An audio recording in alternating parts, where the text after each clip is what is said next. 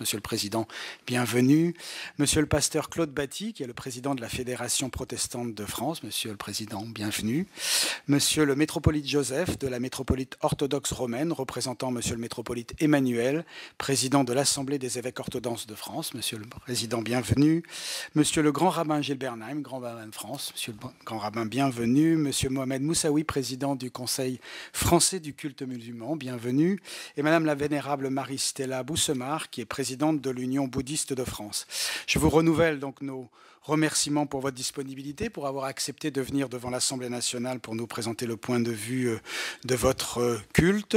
Je vous rappelle que nous avons 2 heures devant nous, que nous avons demandé aux uns et aux autres un propos autour de 10 minutes. Je sais bien que le Parlement est le lieu où l'on parle et donc du coup nos échanges seront nourris et après nous laisserons la parole d'ailleurs aux parlementaires qui souhaitent vous poser des questions et naturellement à vos réponses. Monsieur le cardinal, si vous le souhaitez. Merci. Monsieur le Président, Monsieur le rapporteur, Mesdames et Messieurs les députés, plusieurs points méritent une attention particulière dans la mesure où le projet de loi qui est soumis à vos suffrages ne vise pas simplement quelques aménagements marginaux du Code civil concernant le droit de la famille, mais un changement plus profond et radical qui touche à l'équilibre général des relations sociales, un nouveau modèle de société selon les propos de Madame la garde des Sceaux. Avant de vous présenter ces points d'attention, je voudrais soulever une question plus générale. Est-ce que le droit peut se contenter de régler des situations privées? La législation sur la famille est-elle simplement un arbitrage offert pour éviter que les crises relationnelles ne deviennent excessivement violentes ou nocives pour les individus? Je reconnais très volontiers que c'est une mission légitime du législateur que d'assurer les conditions pour éviter que des crises familiales ne se transforment en désastres, mais je redouterais que la législation se contente d'être l'aménagement des états de fait. Dans une société démocratique comme la nôtre, le législateur n'a pas simplement une fonction d'enregistrement et de légalisation d'une multitude de cas particuliers qui sont nécessairement impossibles à élever au cas général qui normalement relève seul de la loi. La loi vise à une certaine universalité et doit normalement concerner le plus grand nombre des citoyens. L'idée que la légalisation de situations particulières pourrait être un moyen de leur donner une reconnaissance me semble un abus, en ce sens que le droit ne serait alors que l'habillage d'une promotion éthique. Il me semble qu'il conviendrait d'agir de manière très prudente dans ce domaine, et on voit bien qu'un certain nombre de demandes et d'attentes ont pour but principal la reconnaissance officielle d'un statut particulier. J'en viens maintenant au point que j'ai évoqué tout à l'heure. Le premier, l'intention d'un dispositif pour plus d'égalité me semble reposer sur une confusion, dans la mesure où il n'y a ni inégalité ni injustice juridique dans les différences factuelles. Quels que soient les dispositifs législatifs, les partenaires de même sexe resteront dans l'incapacité d'accéder à la procréation qui suppose la bisexualité, si bien que l'identité de situation restera à jamais impossible. Est-il très juste et honnête de laisser croire qu'un changement législatif va effacer les différences? Qui sera encore déçu et insatisfait?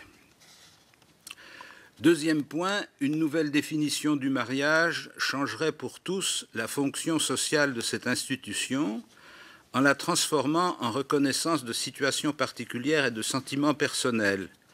Ce changement serait directement perceptible par chacun dans les modalités d'établissement de l'état civil, déclaration, établissement de papier, dénomination des parents, établissement et authentification de la filiation, etc. La privatisation de l'acte social qu'est le mariage produirait encore un affaiblissement supplémentaire de la cohésion sociale. La loi doit-elle s'engager dans la gestion des orientations et des sentiments particuliers, surtout pour une faible minorité? Troisième point, toute la jurisprudence française des procédures d'adoption est fondée sur l'intérêt supérieur de l'enfant. Or, on est frappé ici par l'absence de référence aux conséquences prévisibles pour les enfants. comme si le projet ne visait qu'à satisfaire les attentes des adultes, auxquels, par ailleurs, il semble reconnaître un droit à l'enfant. L'absence complète de référence aux droits de l'enfant, en particulier celui de connaître ses origines réelles et d'être élevé par ses parents, l'effacement complet de la référence biologique et symbolique au profit de la référence sociale déstabilise les instruments d'identification de la filiation. Quatrième point, la question des aménagements légaux pour la gestion sereine des situations d'enfants de ménages homosexuels n'est pas posée avec clarté et précision. Aujourd'hui, la majeure partie de ces enfants ne sont pas des enfants adoptés, mais les enfants de l'un des partenaires, et ils peuvent par ailleurs identifier leur deuxième parent ou connaître son existence. Cinquièmement, sous prétexte d'égalité, le projet de loi, s'il est adopté, va donc susciter de nouvelles discriminations. D'abord entre les enfants, dont les statuts seront différents, et on sait combien ces différences sont sensibles aux enfants. Les uns de familles hétérosexuelles, d'autres d'un ménage homosexuel, mais issus d'un couple hétérosexuel dissocié, d'autres encore purement et simplement adoptés, sans identification de leur géniteur réel qui demeurera caché. Sixième point, une autre discrimination surgira inévitablement. L'intention exprimée d'un certain nombre d'élus et d'associations d'obtenir l'accès à la procréation médicalement assistée aboutirait un jour ou l'autre, puisque l'on se situe dans la logique d'un droit à l'enfant.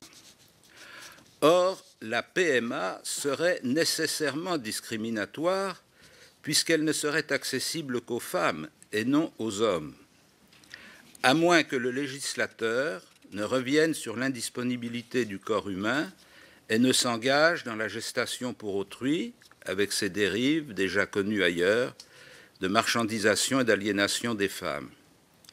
Il ne suffit pas de repousser cette question à un autre projet de loi pour y répondre. Enfin, septième point, il ne semble pas que le projet ait envisagé la question judiciairement si lourde de la gestion des conflits familiaux, y compris le divorce.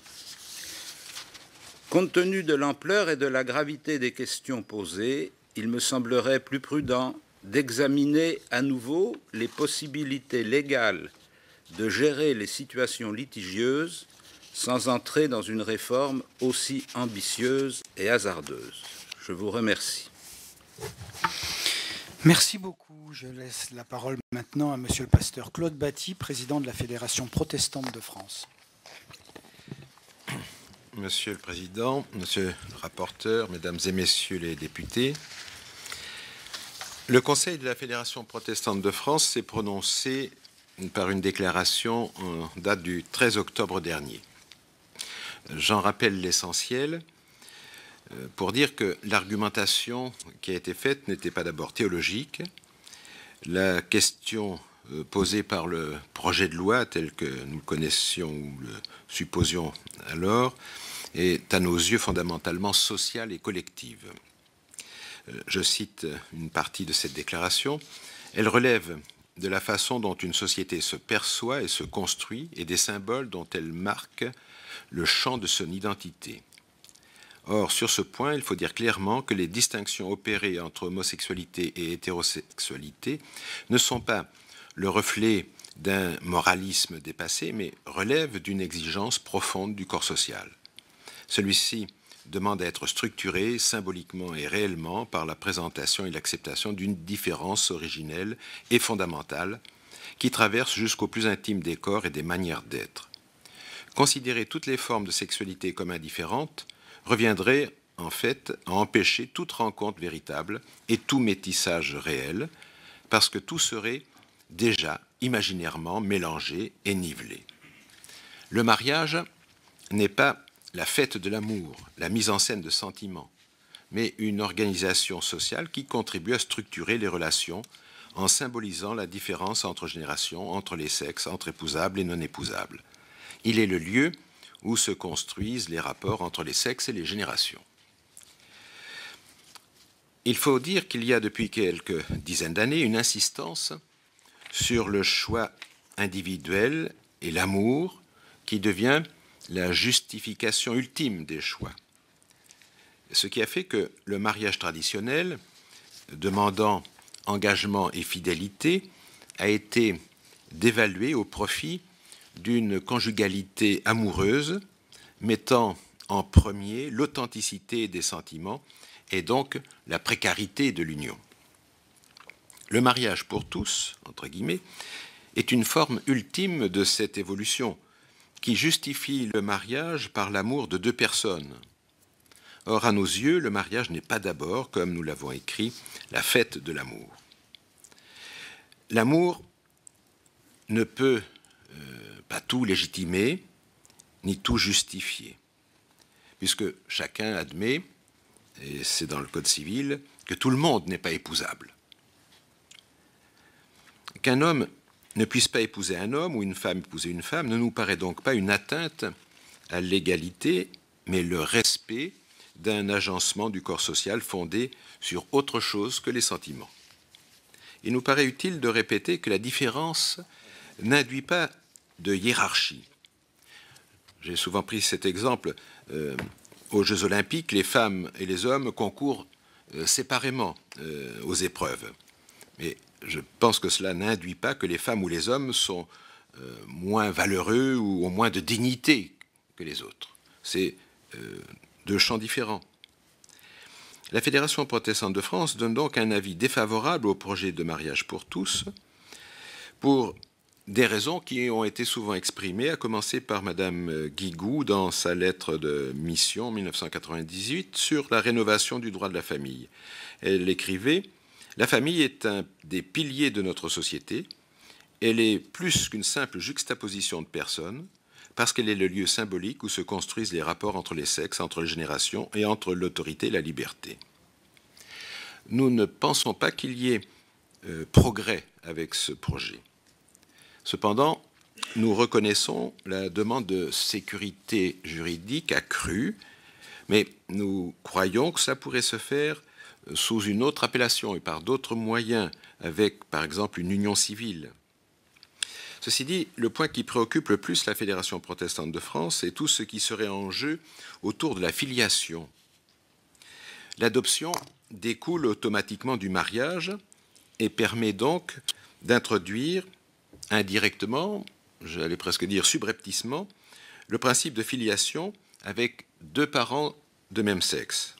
Il faut donc s'attendre à ce qu'un couple de femmes, par exemple, refuse quelque lien que ce soit avec le père biologique.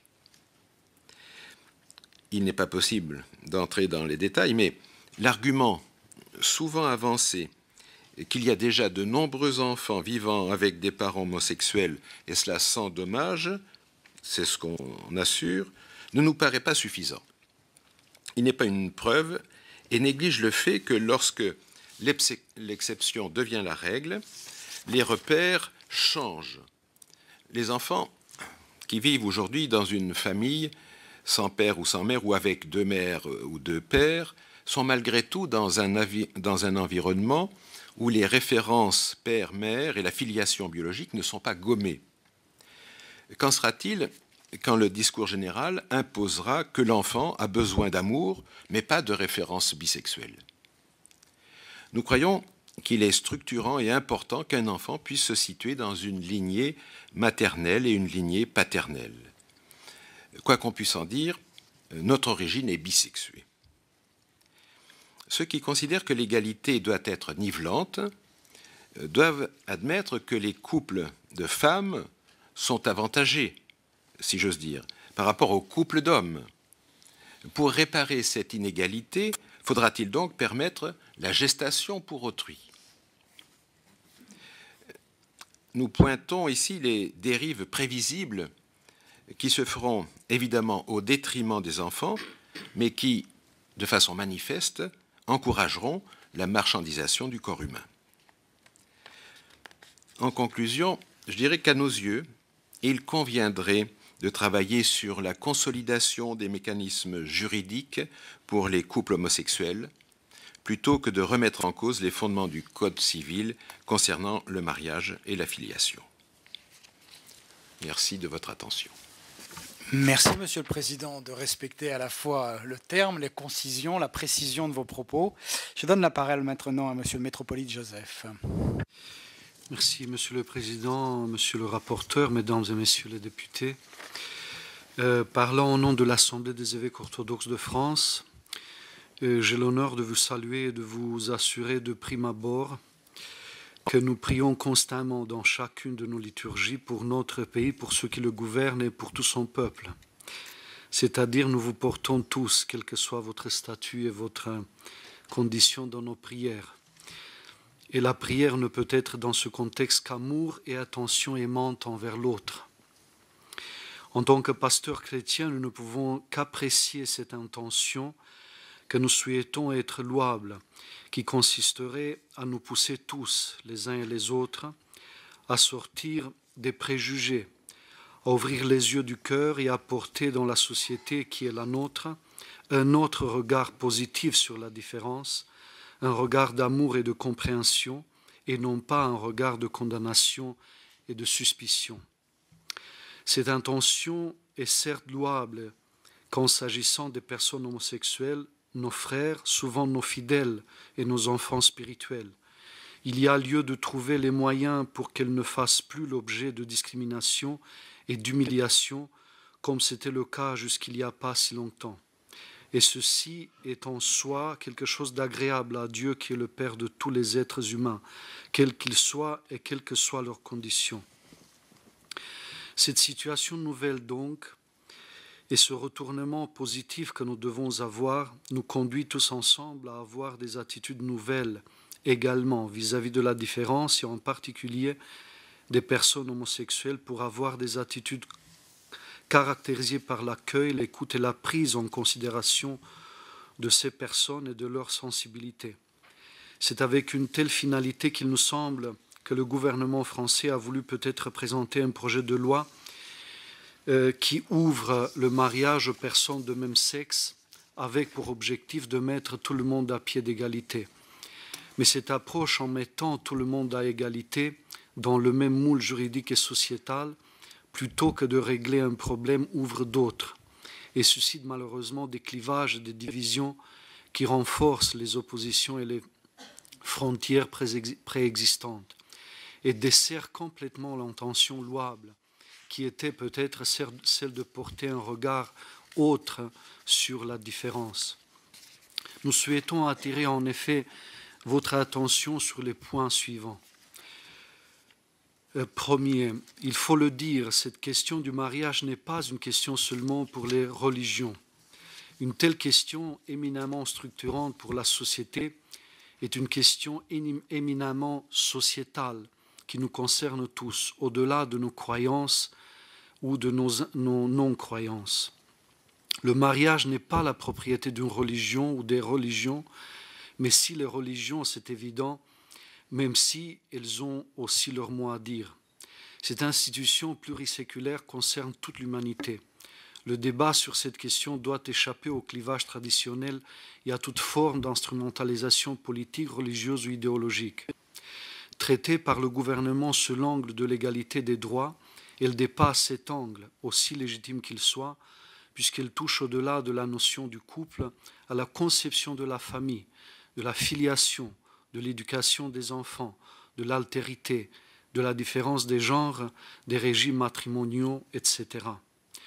Deuxièmement, nous pensons que l'égalité des droits, qui est un des fondements de tout régime démocratique qui respecte la liberté des personnes, n'implique pas le gommage de la différence ni l'intégration de tous dans un même moule juridique au risque de créer de nouvelles tensions et confusions sociétales. Et si chacun de nous, dans une attitude aimante et compréhensive, est conscient de la nécessité de prendre en compte les transformations de la société et de répondre à certaines des attentes catégorielles qui en découlent par souci d'équité, de justice et d'égalité, Cela peut néanmoins être traité dans la sérénité et l'apaisement sans menacer d'ébranler une des institutions centrales de notre société. Troisièmement, la valeur qu'est l'égalité de tous devant le mariage ne doit pas devenir une abstraction. L'égalité peut se conjuguer de multiples façons, sans toucher aux fondamentaux de la société. Des régimes politiques ont voulu placer des abstractions au centre des dynamiques sociales. Ils sont vite devenus totalitaires. Il peut exister un totalitarisme de l'égalité. La laïcité, qui est une des valeurs fondamentales de la République française, n'a pas besoin de cette abstraction. Il faut trouver des formes, et c'est le rôle de la représentation nationale qui construisent une égalité ouverte et plurielle et non une abstraction qui finalement ne satisfait personne, y compris, in fine, ceux pour qui l'on a voulu généraliser une forme. Quatrièmement, le projet du gouvernement qui vise à instaurer pour le mariage la parité et l'équivalence des couples de même sexe et des couples de sexes différents provoque en effet une des plus grandes crises en France. Loin d'être une simple réforme de l'institution républicaine du mariage, il s'agit en effet d'un véritable bouleversement profond des structures même de la société civile. Une telle portée est d'ailleurs illustrée par les propos du président de la République devant les maires de France, même s'ils ont été retirés depuis, qui a placé l'opposition qu'auraient certains maires à un tel mariage s'il venait d'être adopté par la représentation parlementaire sur le plan de la liberté de conscience. Il faut le dire clairement et honnêtement, une telle réforme n'est pas sans conséquences profondes sur l'ensemble de la société française. Les conséquences sociales, culturelles et administratives ne semblent pas avoir été toutes prises en considération. Du point de vue philosophique, le refus de la différence, de l'altérité sexuelle est en l'occurrence, serait un appauvrissement de la pensée. L'unité dans la diversité est un mystère, mais aussi une grande richesse pour l'humanité. La société dans laquelle nous vivons aujourd'hui doit sa richesse à la présence d'hommes et de femmes différents les uns des autres par leur origine ethnique, par leur langue, par leur foi religieuse, par leur culture, et puisque c'est de cela qu'il est question, par leurs conditions sexuelles et affectives. L'ouverture du mariage aux personnes de même sexe est une forme de négation de l'altérité et de la différence. Or, il peut exister une égalité dans la différence. Un huitième point.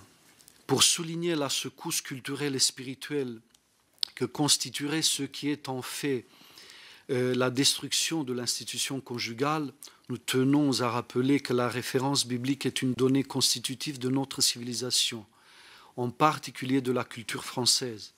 Ouvrir le mariage à des personnes de même sexe consiste à supprimer le caractère référentiel de l'image biblique du couple de l'homme et de la femme, image qui renvoie à l'anthologie biblique, mais aussi à la finalité structurelle de la constitution d'un tel couple, à savoir l'enfant et la perpétuation du genre humain. Un neuvième point. La question de l'enfant est aussi centrale dans ce dossier, ainsi que celle du droit de l'adoption. Malheureusement, là aussi, on passe à côté de quelque chose d'essentiel et de central, et qui touche à la psychologie de l'être. Elle est largement mise de côté, et le débat actuel ne lui réserve pas la place qui doit être la sienne dans une telle réforme. Droit à l'enfant ou droit de l'enfant. La question n'est pas aussi simple qu'on nous la présente. Les débats et les études psychologiques et psychanalytiques se rejoignent et se contredisent ici et là tous les jours.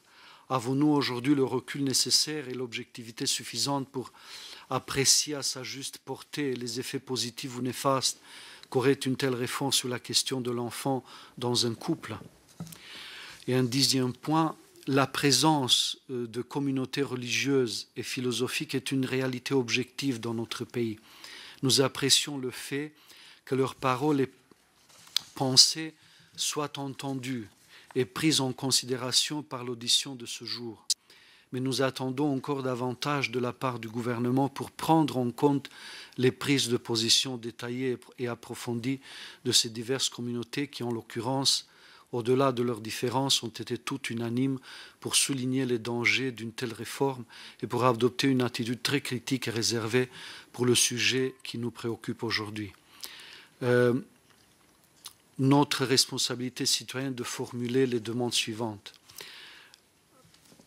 Le retrait d'un tel projet de loi ou sinon suspendre à son examen par la représentation nationale afin d'organiser un débat national le plus large possible dans des conditions d'apaisement, de respect et de sérénité afin d'entrevoir toutes les possibilités de solutions juridiques alternatives qui permettent de prendre en compte les situations catégorielles sans remettre en cause les fondements.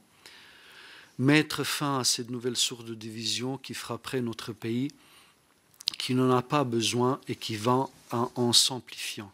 Je vous remercie de votre accueil et de votre écoute. Merci. Merci beaucoup. Je cède la parole dorénavant à Monsieur Gilles Bernheim. Je vous remercie et... En appuyant sur le micro, Monsieur le Grand Rabbin. Je vous remercie et je me contenterai de reprendre 2 points qui me semblent importants au milieu d'autres que j'ai sous forme écrite au courant du mois d'octobre et de manière très diffusée cherché à faire connaître.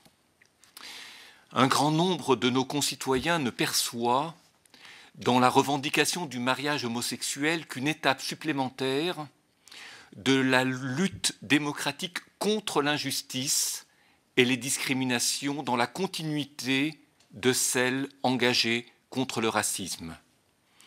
C'est-à-dire que c'est au nom de l'égalité, de l'ouverture d'esprit, de la modernité, donc du progrès, qu'il nous est demandé d'accepter la mise en cause de l'un des fondements de notre société. Et c'est sur les termes d'égalité et de progrès que je souhaiterais revenir et m'arrêter maintenant. Représentant la communauté juive de France, inspirée de sources bibliques et rabbiniques, mais transcrivant cette pensée dans un langage juridique, anthropologique et philosophique, je souhaitais rappeler 2 choses. Il est convenu, c'est-à-dire que l'on entend très souvent dire que les homosexuels sont victimes de discrimination.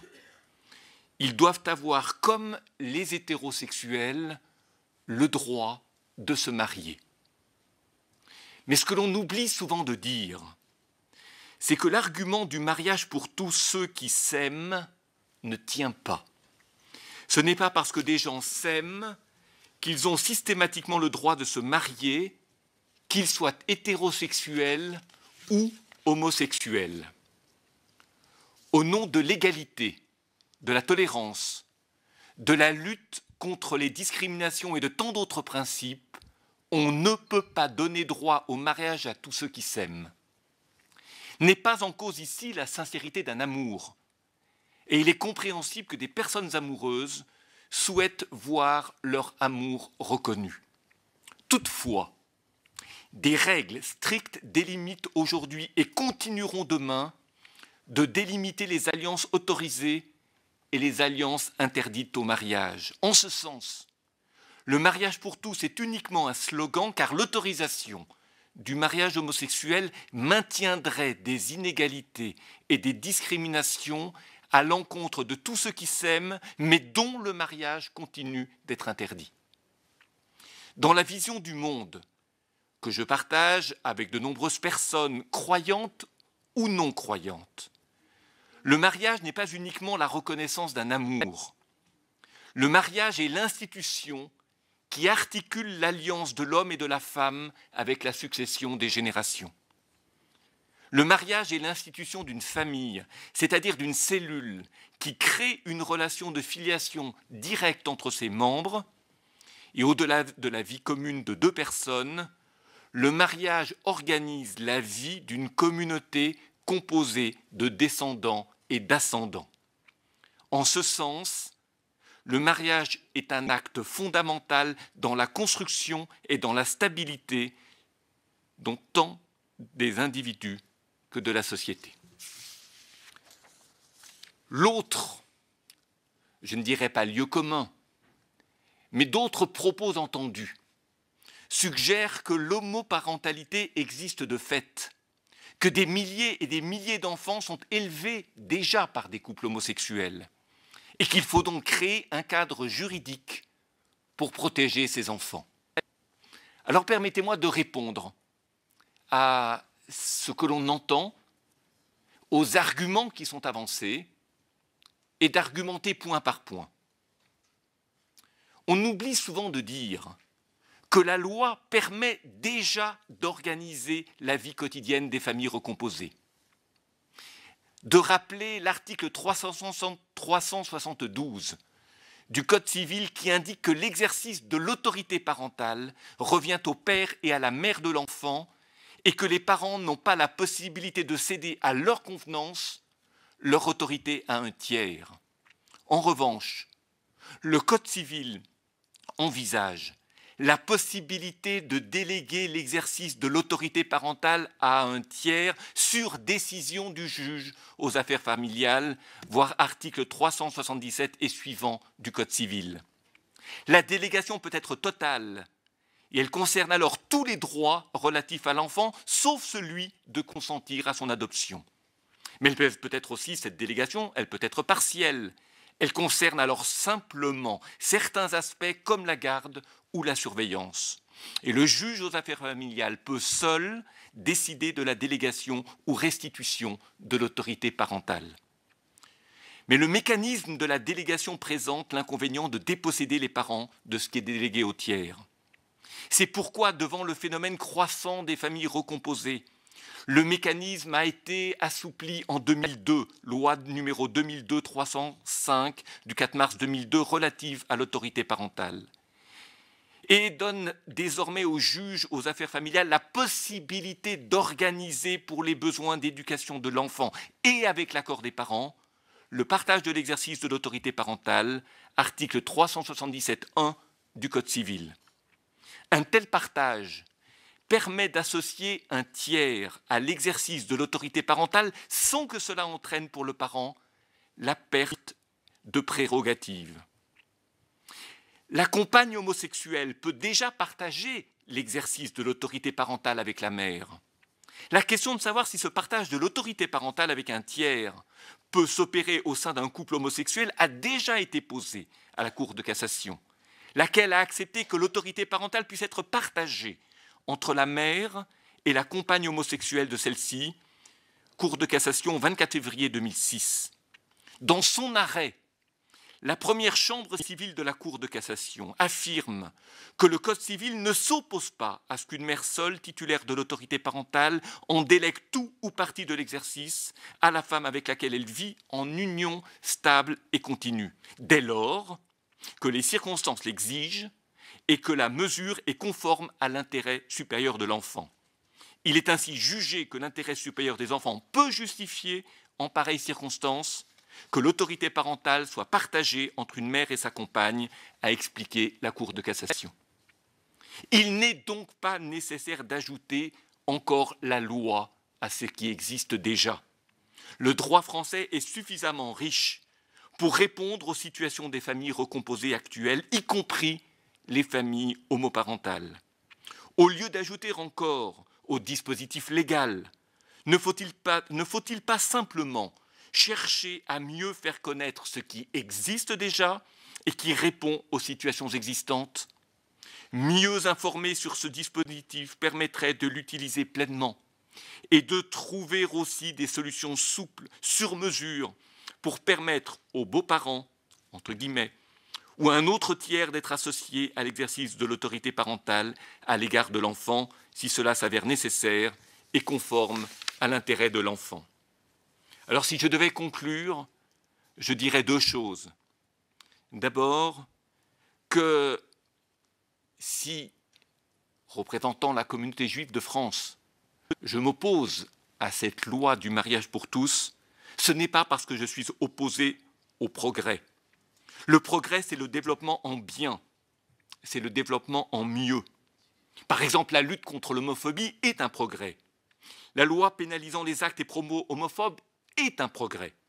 La lutte contre les discriminations est un progrès. La protection du conjoint dans un couple homosexuel est un progrès.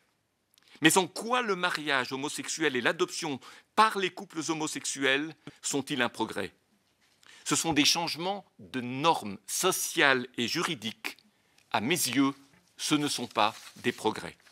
Et je terminerai en rappelant que je ne suis pas opposé à l'égalité, dans la mesure où l'idée d'égalité ne doit pas être dévoyée lorsqu'elle nécessite préalablement de modifier une définition.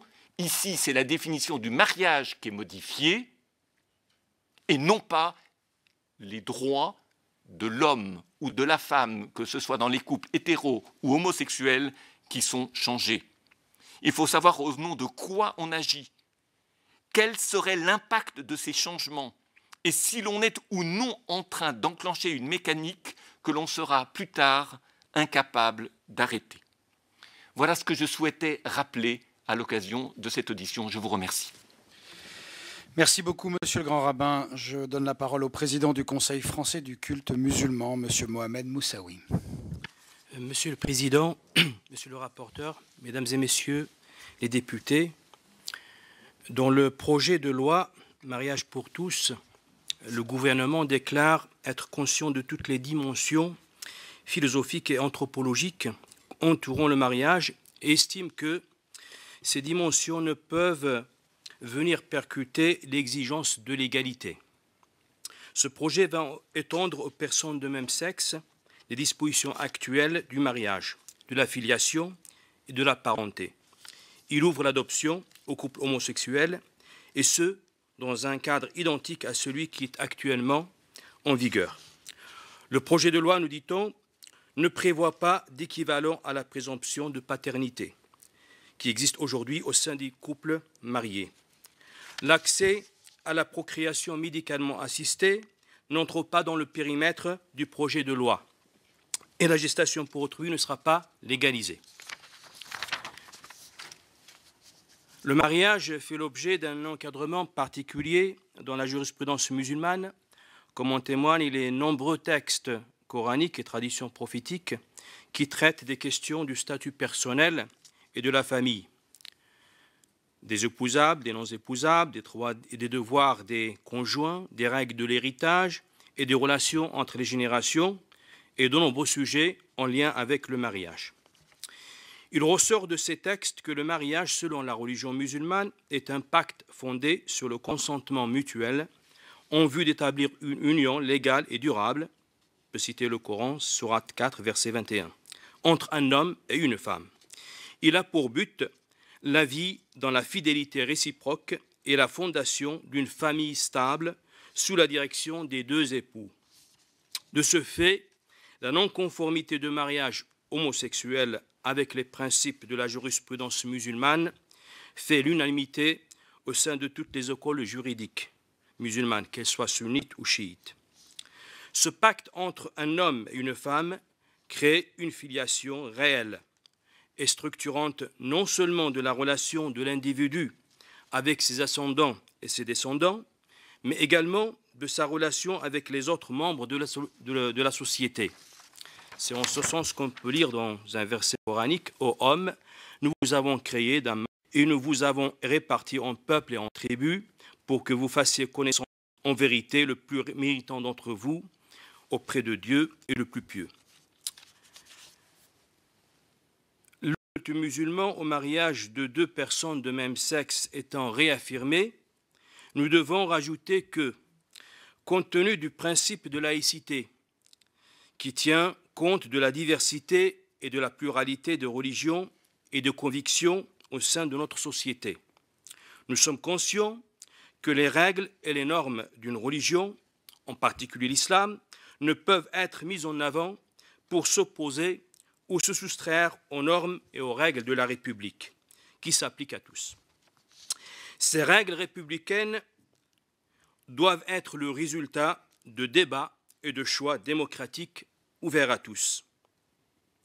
Ouverts à tous les citoyens, quelles que soient leurs convictions ou leurs conditions.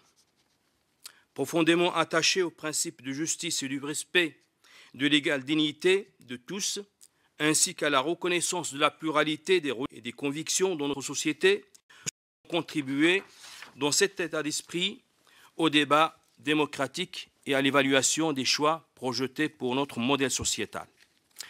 Par ailleurs, en présentant notre position sur le projet de loi, nous réaffirmons notre condamnation totale de toute forme d'atteinte qui viserait une personne en raison de ses opinions, de son appartenance religieuse ou de son orientation sexuelle.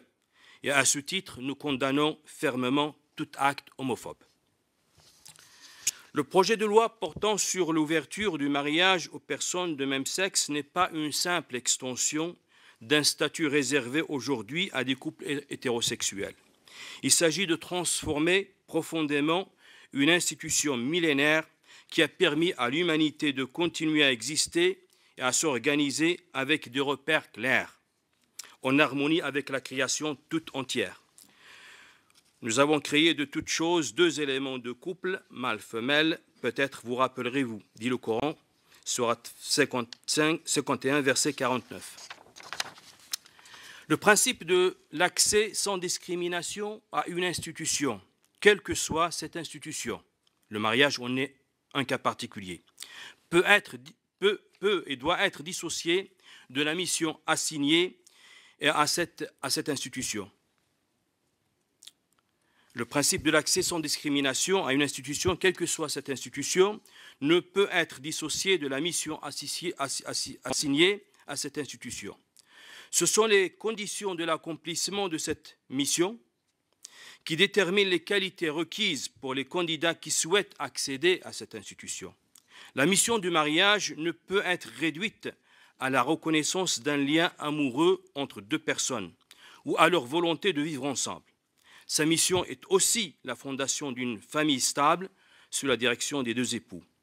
Le fait que deux personnes de même sexe puissent déployer tous les moyens pour donner à un enfant de l'amour et de l'affection ne peut être un argument pour relativiser une donnée anthropologique et psychologique fondamentale qu'est le besoin d'un enfant d'avoir une filiation réelle issue d'un mère et d'un père. Même dans la situation de monoparentalité imposée par le divorce ou par la disparition de l'un des parents, les deux parents restent présents dans la conscience et le psychisme de l'enfant. L'adoption est un moyen pour alléger la souffrance d'un enfant abandonné tout en préservant sa filiation réelle et non un moyen de satisfaire un projet ou un désir parental de personnes adultes en créant entre eux et l'enfant une filiation fictive. Dès lors, a-t-on suffisamment de recul pour être sûr de garantir à tous les enfants adoptés les mêmes chances d'épanouissement, indépendamment de la nature du couple adoptif? Le principe d'égalité doit être aussi garanti à tous les enfants. D'autres problèmes éthiques à ne pas sous-estimer peuvent ressurgir via la question du mariage. À titre d'exemple, le projet gouvernemental, s'il exclut pour l'instant de faire reconnaître l'équivalent à la présomption de paternité qui existe aujourd'hui au sein des couples mariés, ou à l'accès à la procréation médicalement assistée, pourrait trouver des difficultés à défendre cette position. En effet, le principe d'égalité entre les couples pourrait être invoqué pour refuser toute différence de traitement en raison de la nature du couple. Le débat sur la gestation pour autrui et d'autres questions bioéthiques importantes risquent d'être relancées dans un contexte nouveau. D'autres interrogations liées à l'éventuelle mise en œuvre de ce projet de loi porteraient sur des considérations qu'il ne faut pas sous-estimer non plus. À titre d'exemple, y aurait-il deux régimes de mariage hétérosexuel et homosexuel avec deux états civils distincts? Par exemple, concernant les extraits de naissance avec les mentions père et mère pour le mariage hétérosexuel et autres mentions pour le mariage homosexuel. Car au nom du principe d'équité et d'égalité, pourquoi imposer aux couples hétérosexuels et à leurs enfants la suppression des mentions père et mère dans leur état civil, lorsqu'on sait que cette suppression aurait forcément un impact sur leurs sentiments, leur identité et leur vie quotidienne? Au cas où il y aurait un seul régime et un seul modèle d'état civil, a-t-on évalué les conséquences générées par l'actualisation des registres d'état civil et de tous les documents qui reposent sur ces registres? Livret de famille, copie d'acte de naissance, acte de mariage, carnet de santé, etc. Mais également au sein de la fonction publique, de la sécurité sociale, des établissements d'enseignement, etc. Si nous ne pouvons pas ignorer que certaines personnes homosexuels, au nom du principe de l'égalité, demandent que leur vie en couple soit reconnue via l'institution du mariage avec les droits et les devoirs qu'elle impose, nous sommes en mesure de nous interroger sur le nombre de couples qui feraient cette demande et du nombre de ces couples qui souhaiteraient bénéficier du droit d'adopter des enfants. À titre indicatif, d'après l'INSEE, entre 2000 et 2010, sur les 905 000 à peu près de PACS qui ont été signés, 63 000 ou 64 000 d'entre ces PACS étaient entre des personnes de même sexe. Le nombre de couples homosexuels concernés par ce projet de loi étant très réduit, nous nous interrogeons sur l'opportunité d'introduire par son adoption une évolution importante dans la vie de nos sociétés, avec le risque d'ouvrir un débat passionnel qui divise au moment où il y a nécessité de se concentrer ou de concentrer les efforts de tous sur les priorités et les défis importants qui se présentent à notre pays en cette période difficile de grande crise économique et sociale. Nous ne pouvons ignorer que les sondages ou des sondages réalisés récemment donnent 65%, pour certains d'entre eux, de Français favorables au mariage entre deux personnes de même sexe et 53% de Français favorables à l'ouverture de l'adoption aux couples de même sexe. Cependant, il est utile de rappeler qu'avant le lancement des États généraux de la bioéthique en septembre 2008, les sondages donnaient une majorité de Français favorables à la gestation pour autrui. Après un semestre de débat public, ils étaient une majorité à s'opposer à la législation de cette pratique en France, notamment afin d'éviter toute instrumentalisation du corps de la mère porteuse. Le risque d'emprunter par la transformation d'un grand principe régulateur qu'est la filiation, un chemin irréversible qui engage la société d'aujourd'hui et de demain dans un avenir incertain est très grand. Ce serait oublier, comme le soutenait Henri Bergson, que sur 10 erreurs politiques, 9 consistent à croire que ce qui était vrai hier l'est encore aujourd'hui, mais que la 10e, la plus grave sans doute, consiste à croire ce qui était vrai hier ne l'est plus aujourd'hui. Je parle de la filiation. Je vous remercie pour votre attention. Merci beaucoup, Monsieur le Président. Notre dernière invitée, donc Madame la Vénérable Marie-Stella Boussemard, qui préside l'Union bouddhiste de France. Madame, vous avez la parole. Merci beaucoup. Monsieur le Président, Monsieur le rapporteur, Mesdames et Messieurs les députés, donc comme on vient de vous le dire, je suis là au nom de l'Union bouddhiste de France et je tiens tout d'abord à souligner que l'Union bouddhiste de France n'est en aucun cas ni une instance dirigeante, ni une instance doctrinale par rapport à la communauté bouddhiste de France. Nous sommes une fédération qui a pour vocation de représenter les bouddhistes, mais sans plus. Et ce qui veut dire également que je ne vais pas pouvoir reporter une parole qui serait commune à tous les bouddhistes. De toute manière, ça serait impossible parce qu'il se trouve que le bouddhisme, qui est très ancien, il remonte à peu près 2600 ans, est extrêmement divers. Vous savez qu'il s'est répandu dans à peu près tous les pays d'Asie avant, à date beaucoup plus récente, ça remonte à peu près une cinquantaine d'années, de commencer à arriver en France, plus largement en Europe et en Occident. Et il se trouve que, vu l'histoire de France et de ses liens avec bon nombre de pays d'Asie, les différentes écoles du bouddhisme sont à peu près représentées en France, avec des proportions très diverses. Mais étant donné que le bouddhisme a connu une telle diffusion au cours de 2600 ans d'existence, il était déjà très divers au point de départ et ça s'est encore enrichi au fil des siècles. Ce qui veut dire que pour la question que nous abordons aujourd'hui, comme pour d'autres questions, que ce soit pour la notion même d'éthique ou des faits de société, de toute manière, en général, les prises de parole des bouddhistes seront plurielles et non pas uniques. Et vous avez peut-être pu remarquer qu'il n'y a pas eu de communiqué des bouddhistes ou de l'Union bouddhiste de France à propos de ce projet de loi, tout simplement parce que ça aurait été assez complexe à rédiger. Et alors, grosso modo, d'après le retour que nous avons pu avoir auprès des membres de notre communauté, eh bien, on retrouve chez les bouddhistes, grosso modo, le schéma qui existe dans la société française, c'est-à-dire que les citoyens français de confession bouddhiste semblent se répartir entre ceux qui seraient pour ce projet de loi, ceux qui seraient contre ce projet de loi, ceux qui ne souhaitent pas se prononcer et ceux qui n'ont pas d'opinion ou qui préfèrent ne pas l'exprimer. Parce qu'il y a également cette méconnaissance de la laïcité et de la loi de 1905, et ce qui fait qu'on entend dire que les religions n'ont pas droit à la parole. Et je dois dire que notre présence aujourd'hui démontre le contraire. Merci à vous de nous avoir invités et permis de nous exprimer. Mais l'ennui, c'est que ça s'enracine également dans l'esprit des citoyens. Et quand nous avons essayé de demander à nos amis bouddhistes, mais alors qu'est-ce que vous pensez, qu'est-ce que nous allons pouvoir dire pour représenter votre opinion?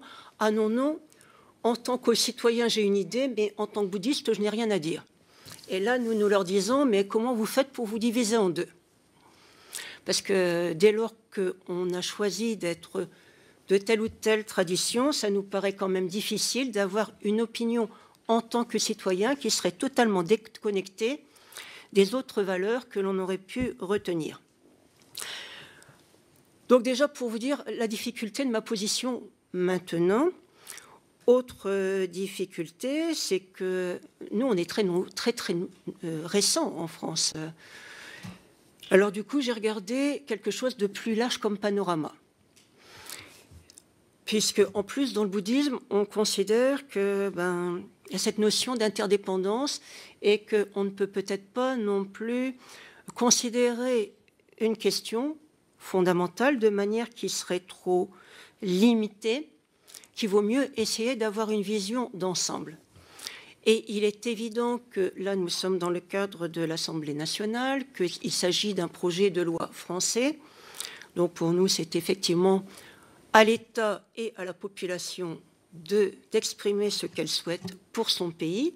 Il n'empêche que la France est dans le monde, se situe en Europe et plus largement dans le monde. Et donc j'ai regardé un petit peu en ce qui concerne les pays qui ont déjà légiféré à propos du mariage ouvert aux homosexuels. Il me semble qu'il y a des pays européens, qu'il y a un certain nombre d'États américains et pour le moment aucun pays asiatique. Il y a un projet au Japon, sachant que le Japon est le pays le plus occidentalisé, si j'ose dire, d'Asie.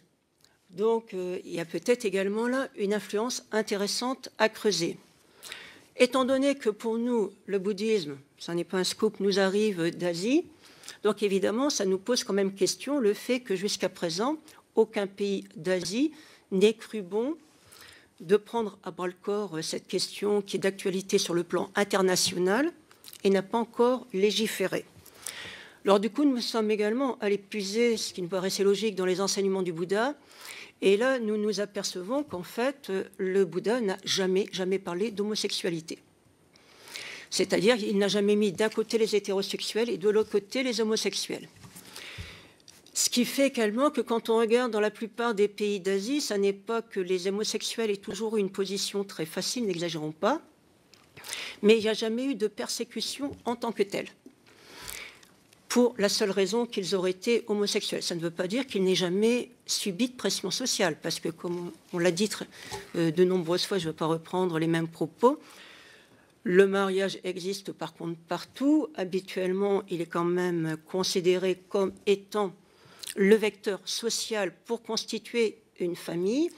Et même dans des pays où les homosexuels n'auraient pas été persécutés pour leurs préférences sexuelles, ils pouvaient quand même, et ils ont subi, des pressions sociales pour, en dehors de faire ce qu'ils voulaient, malgré tout, contracter un mariage au sens habituel du terme, de manière à assurer la descendance. Ce qui veut dire que cette question du mariage est effectivement très complexe, très délicate, parce qu'on ne peut pas nier sa dimension symbolique et sa dimension anthropologique.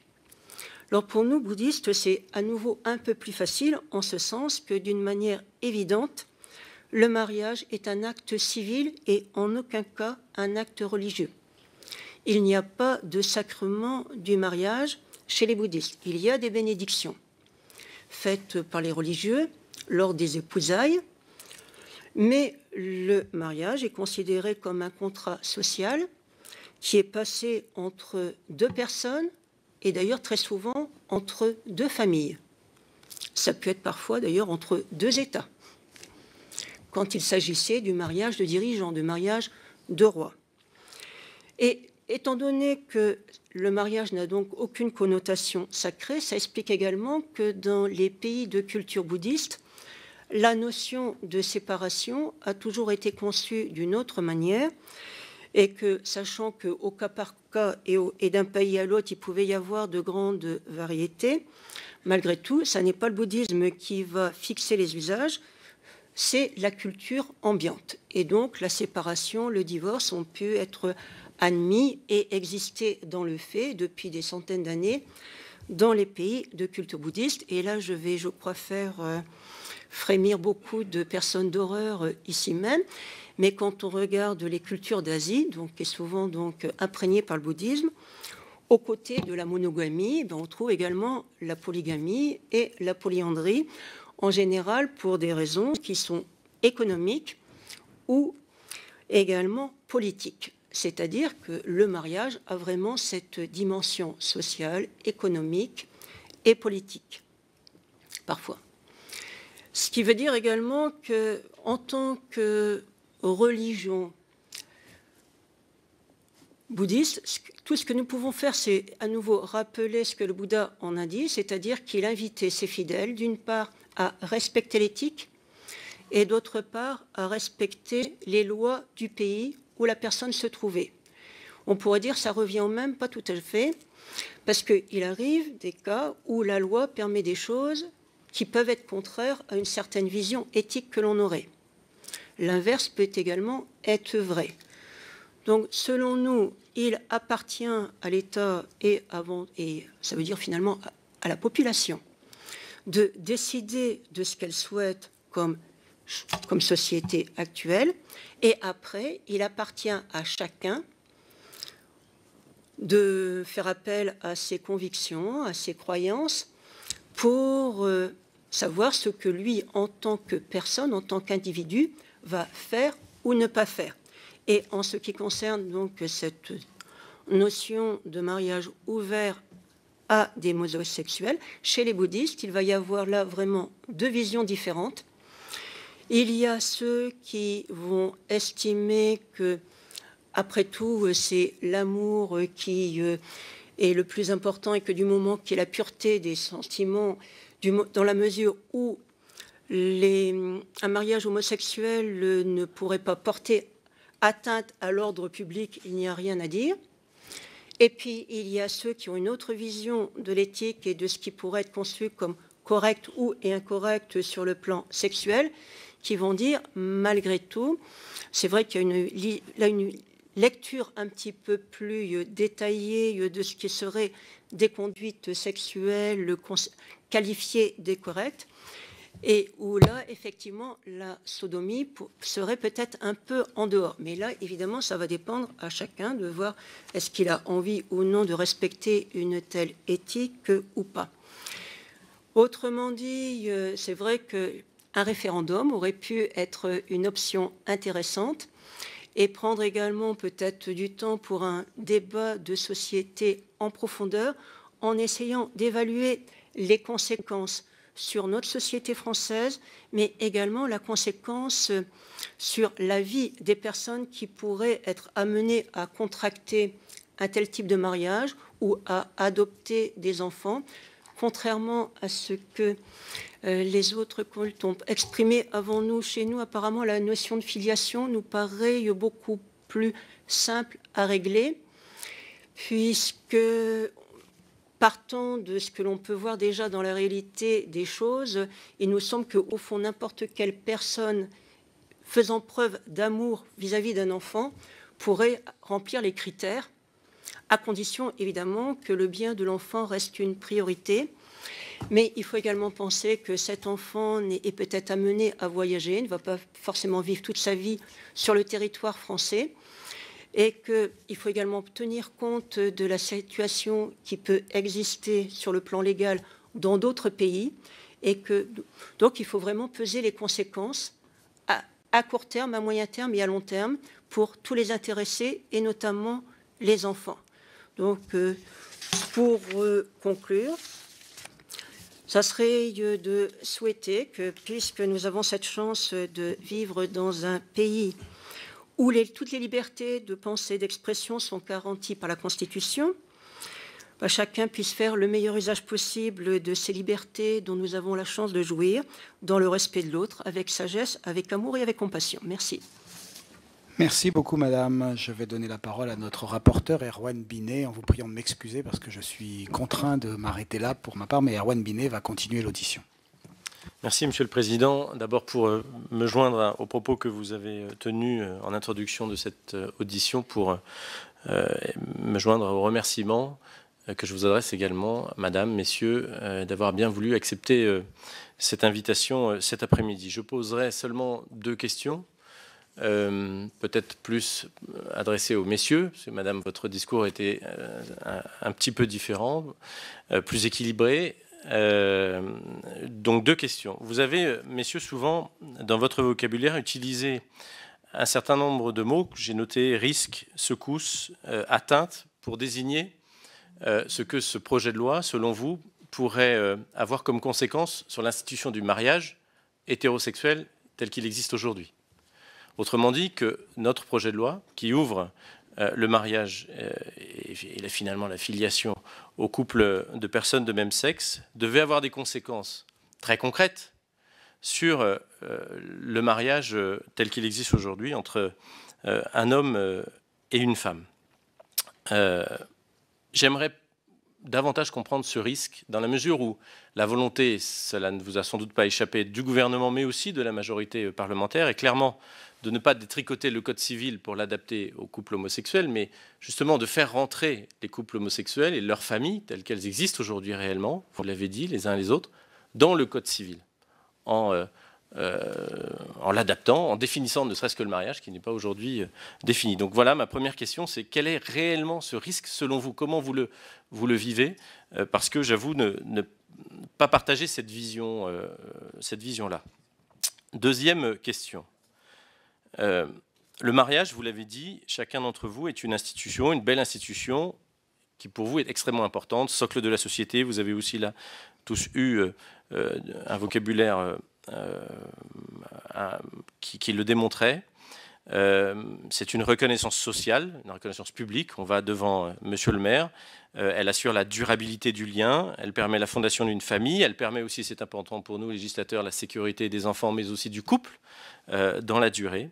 Et donc, vous avez tous souligné l'importance qu'avait à vos yeux cette belle institution. C'est une institution, en même temps, qui est en déclin. J'ai pris quelques chiffres. En 1990, nous avons célébré dans notre pays 294 000 mariages. Nous n'en célébrions que 241 000 en 2011. 20 ans plus tard, moins 50 000 mariages. Parallèlement, le nombre de PACS augmentait considérablement. Et en 2010, il y avait, parce que je n'ai pas les chiffres de 2011, il y avait 205 000 PACS. 241 000 mariages en 2011, 205 000 PACS en 2010. Et il est fort à parier que ces 2 courbes allant dans des sens différents, elles se croiseront un jour. La volonté des couples homosexuels, elle est aujourd'hui de rentrer dans cette institution. Elle est, comme l'a dit Dominique Bertinotti, je la cite, une volonté normalisatrice, une volonté d'être reconnue évidemment par la société et d'assurer les mêmes droits, vous les avez dit les uns les autres, de durabilité et de sécurité auxquels apporte cette institution du mariage. Ma question, elle est celle-ci. Est-ce qu'à un moment donné, vous n'avez pas eu la tentation d'imaginer cette volonté normalisatrice, cette volonté de rentrer dans cette institution, au regard notamment de son déclin? Est-ce que vous n'avez pas été tenté de regarder cette démarche comme positive? À un moment donné, ces couples, ces familles qui existent, qui continueront à se développer, tout simplement parce que les homosexuels, dans l'absolu, et leur famille, leur vie de couple est maintenant acceptée par la société. Est-ce que vous n'avez pas eu la tentation ou l'idée de pouvoir, ou je ne sais pas, faire l'effort intellectuel de regarder cette démarche comme étant extrêmement positive pour le mariage? Est-ce que je suis assez compréhensible? Je vais donner, si vous le voulez bien, messieurs, madame, la parole à d'autres collègues. Et puis, à la fin, vous prendrez les questions que vous prendrez en note. Et je vous donnerai chacun d'entre vous la parole. C'est comme ça que nous fonctionnons dans les auditions pour entre 3 et 5 minutes en fonction du temps qui nous reste. Madame la rapporteure pour avis, Marie-France Clergeau, je vous en prie. Oui, merci Monsieur le Président. Madame, Messieurs, merci à vous tous pour vos interventions. Moi, je voudrais me tourner vers Monsieur le Cardinal Jean XXIII. Je lisais ce matin un interview dans la presse régionale de Claude Besson, qui est ancien... André XXIII, pardon. Excusez-moi. Excusez-moi. Oui, je lisais ce matin un interview dans la presse régionale de Claude Besson, qui est un ancien moine cistercien et qui est cofondateur de l'association Réflexion et Partage, qui regroupe des homosexuels et des parents d'enfants d'homosexuels catholiques. Donc, lorsqu'on l'interroge sur la position de l'Église catholique sur l'ouverture du mariage aux couples homosexuels, voilà ce qu'il dit. Il dit « Ce sont surtout les évêques qui s'expriment pour condamner ce projet et je trouve que cet engagement contre le mariage entre personnes du même sexe est démesuré par rapport aux enjeux d'aujourd'hui. Comme argument, elle avance les risques de changement de société et dit que ça va condamner le mariage hétéro. Il suffit de regarder chez nos voisins européens qui ont déjà adopté cette réforme pour se rendre compte que ce n'est pas le cas. Heureusement, il y a d'autres voix dans l'Église qui ne partagent pas l'avis des évêques. J'invite l'Église de France à revisiter ce chantier en s'appuyant sur les sciences humaines et sur le vécu des personnes. » Donc, Monsieur le Cardinal, j'aimerais vous entendre sur ces propos. Merci. Monsieur Alain Tourret. Merci, Monsieur le rapporteur. Je serai un petit peu plus long. J'ai lu avec beaucoup d'intérêt, Madame, Messieurs, le texte signé par 4 d'entre vous dans Le Monde du 18 novembre. Laissons du temps au débat. Le débat a lieu actuellement, c'est une bonne chose. Votre texte était d'ailleurs, je tiens à le dire, peut-être parce qu'il était signé par 4, fort modéré sur la nécessité d'avoir recours à ce débat sur un sujet fondamental, j'en suis bien d'accord. Sujet fondamental, et je considère que les représentants des différents cultes que vous êtes ont une place essentielle dans l'analyse du projet que nous avons à soumettre et à débattre. Donc, cette procédure, elle a lieu, elle se fait devant la représentation nationale, et c'est là où elle doit avoir lieu. Elle n'a pas lieu d'être, à mon avis, dans le cadre d'un référendum ou pas, qui est un abandon par la représentation nationale de ses droits. Pourquoi est-ce que vous êtes parfaitement en droit et que nous attendons vos observations? C'est parce que, en réalité, les cultes ont profondément marqué notre pensée, notre matière de vivre, notre société. Mais globalement, vous êtes des lobbies. Et si j'essaye de comprendre un peu, qui suis l'un des rares parlementaires à avoir fait du droit canon, c'est tout dire, quand j'étais étudiant, spécialiste du 4e concile de Latran, eh bien, j'essaye de voir un petit peu ce qui explique votre légitimité toute particulière à intervenir. Toutes les églises, en réalité, se sont appuyées sur la cellule familiale pour appuyer leur pouvoir sur la société. Je ne reparlerai pas de toute la théorie des deux glaives et compagnie, des philosophies thomistes en la matière, mais c'est fondamentalement cela. Et c'est par la cellule familiale que vous appuyez votre pouvoir, et à partir de ce moment-là, on comprend parfaitement que vous asseyez votre pouvoir d'influence sur une structure dans laquelle vous avez confiance, mais qui n'était pas celle de la période grecque, qui n'était pas celle de la période romaine, où, à l'époque, la filiation était avant tout un phénomène d'adoption. Et puis, globalement, dans toutes ces réflexions, je note quand même que vous vous êtes pratiquement trompé chaque fois que vous avez eu à vous pencher sur la société, en dehors de quelques exceptions notables, et j'en parle à Monsieur le cardinal Liénard. Oui, sans doute ne s'était-il pas trompé dans toutes ses appréciations sur le monde ouvrier. Également le cardinal archevêque de Toulouse, 1942, quand seul en France il s'élève contre le nazisme et le fascisme, à la différence de tous les autres.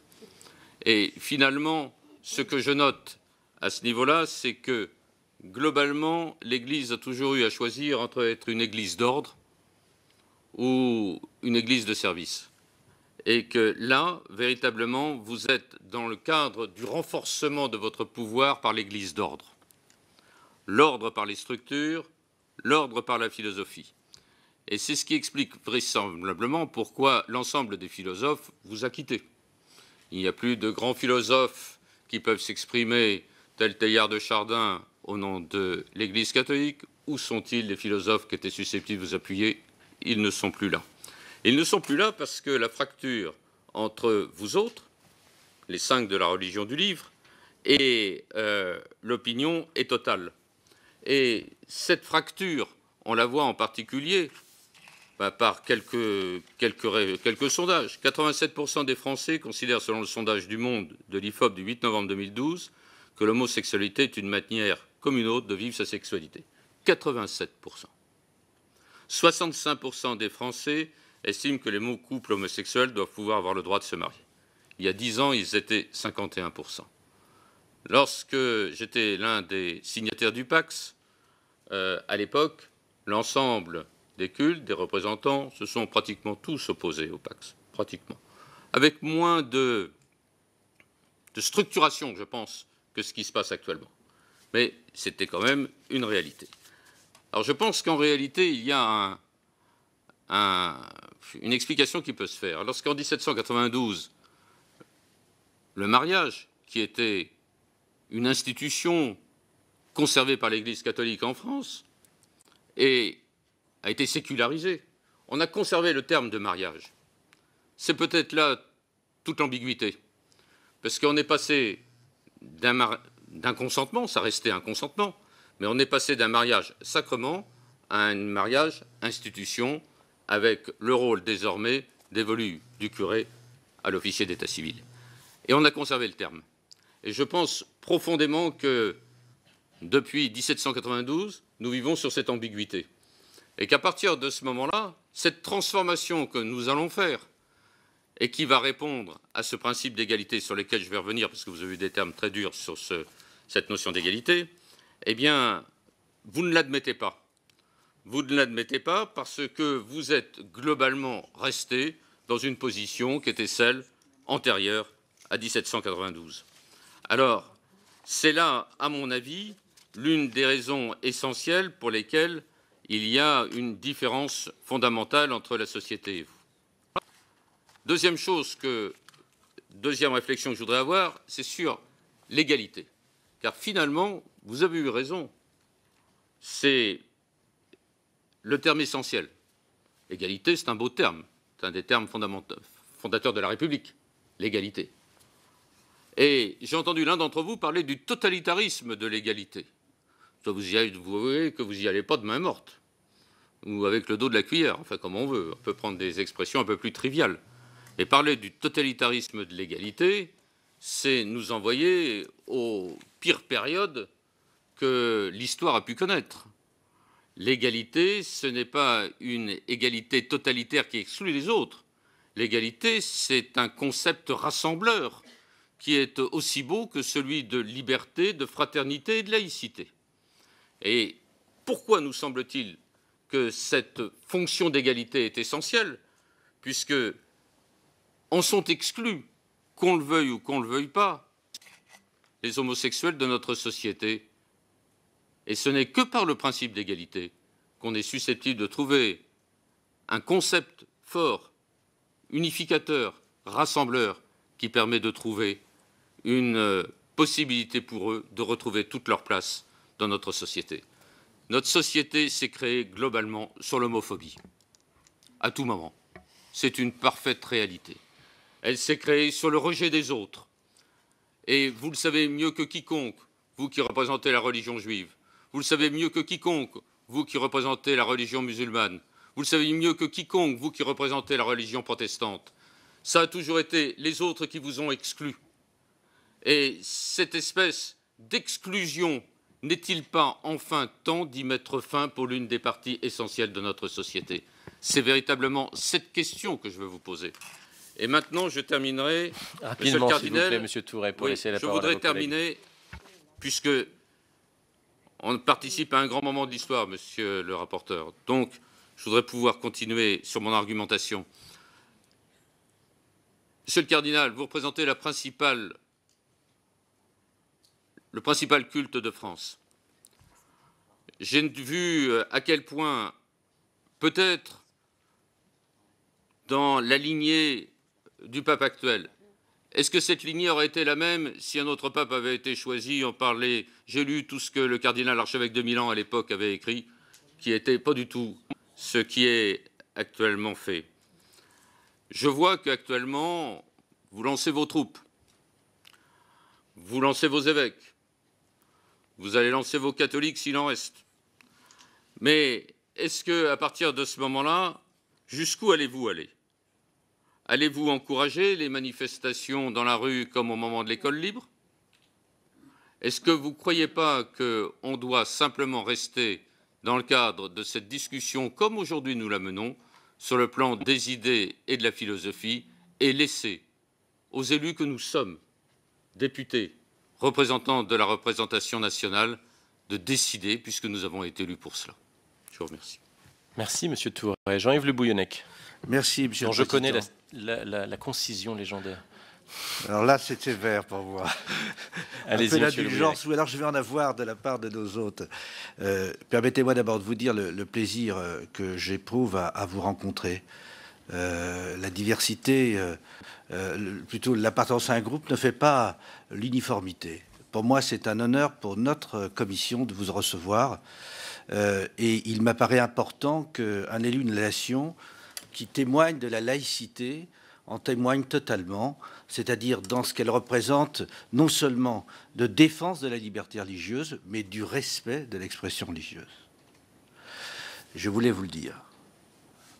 En second lieu, je voulais vous dire qu'il est nécessaire pour nous d'appréhender de quelle manière notre travail et ce que l'on veut en conclure interpelle les femmes et les hommes que vous êtes dans la double exigence de la citoyenneté, d'une part, et d'autre part, bien évidemment, des convictions religieuses qui sont les vôtres à l'aune de votre conviction personnelle et des responsabilités que vous assumez.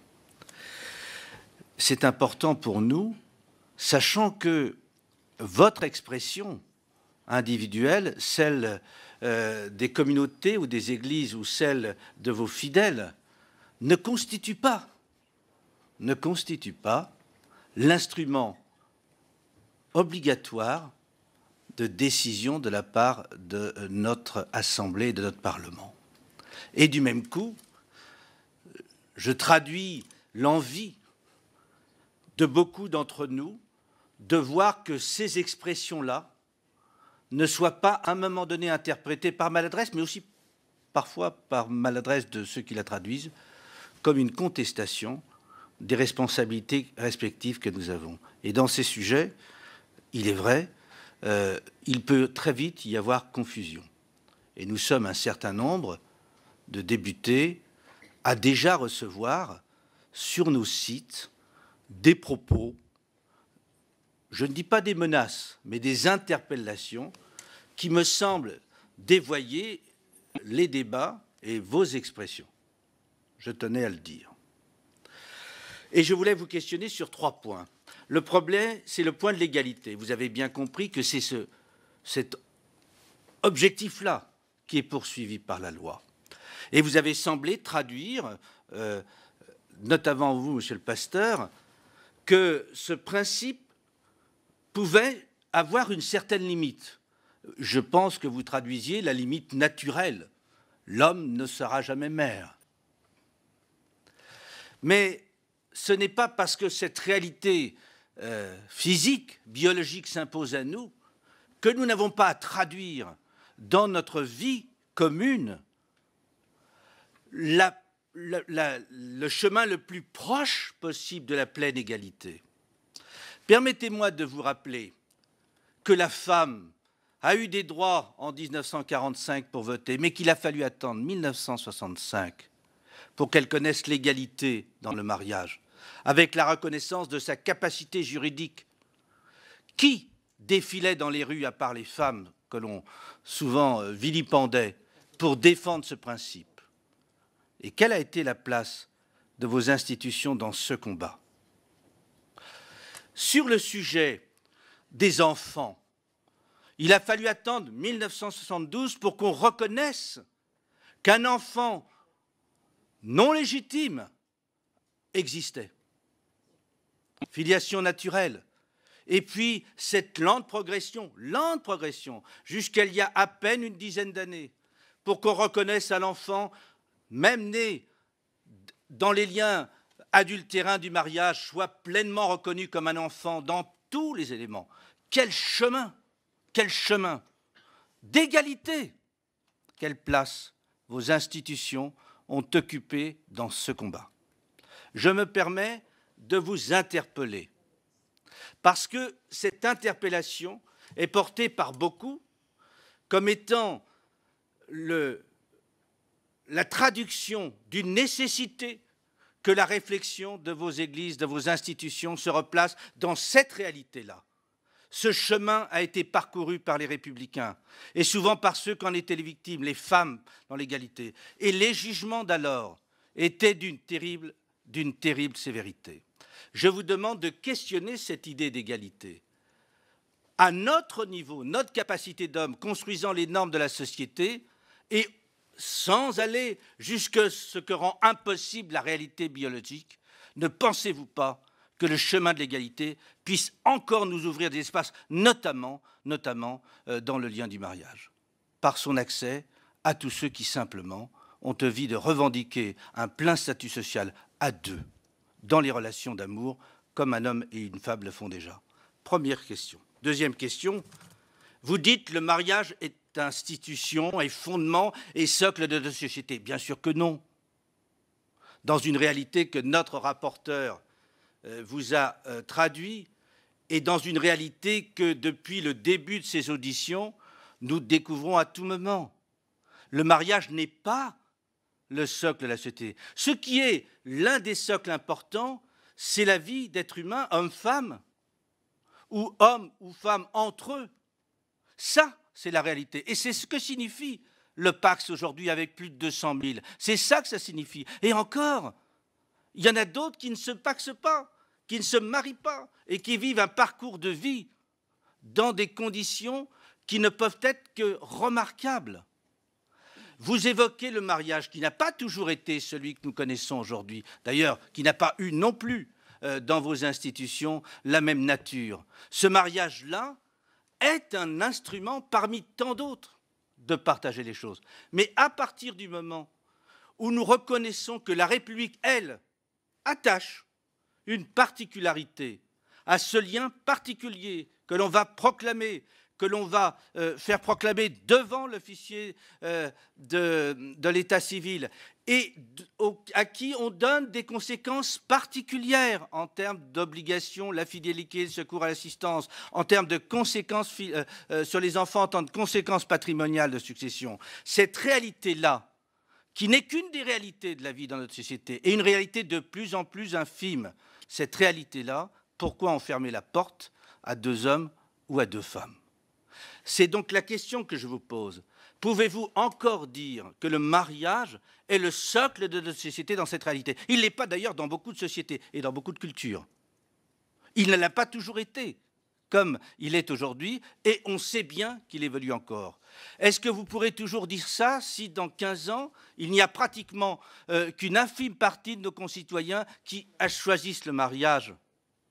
Donc ma deuxième question, c'est est-ce que c'est vraiment un socle? Troisième élément, tout évolue, tout bouge.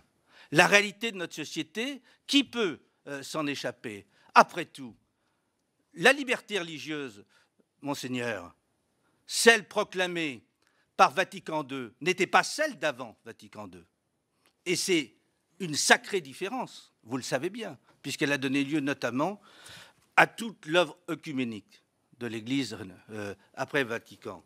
Nous savons aussi que vous partagez tous des modes d'organisation institutionnelle qui, au-delà de la notion du mariage, provoquent des clergés qui ont le droit de se marier et d'autres qui n'ont pas le droit. Y a-t-il dans cette réalité-là quelque chose qui insulte la conscience des hommes libres, y compris ceux qui ne pratiquent pas vos religions?